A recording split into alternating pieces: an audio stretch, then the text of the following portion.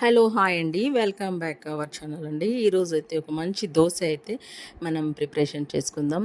Easy tiffin అన్నట్లుగా పెన్నం అయితే పెట్టేసి వేడి వచ్చాక ఒక గరిటె దోశ పిండి ఈవెన్గా స్ప్రెడ్ చేసుకోవాలా దానిపైన.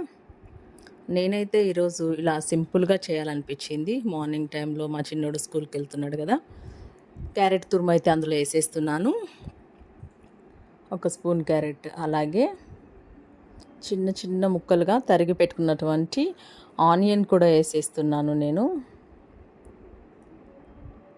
ఇంకా దీనిపైన కొత్తిమీర, కరివేపాకు ఇలా అంతా సన్నగా కట్ చేసి కూడా వేసుకోవచ్చు. కానీ మా చిన్నోడైతే తిన్నాడు కాబట్టి వాడికి నచ్చేలాగా క్యారెట్, ఆనియన్, అలాగే కొంచెం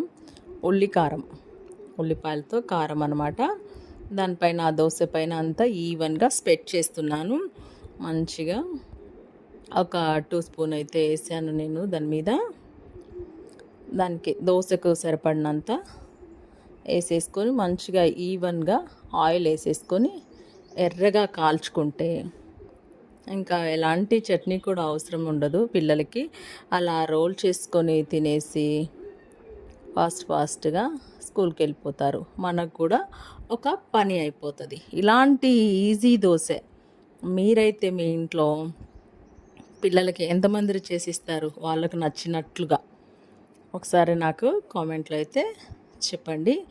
మీరైతే ఇలా దోశలు ఎలా వేసుకుంటారో అది కూడా ఒకసారి నాకు కామెంట్లో చెప్పండి. మా చిన్నోడికైతే ఈ దోశ అంటే చాలా చాలా ఇష్టం అన్నమాట.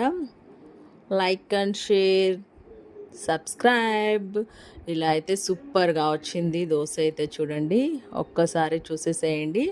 ఎంత ఈజీ ప్రాసెస్ అనమాట ఈ దోశను మనం రెడీ చేసుకోవడానికి. Like and follow.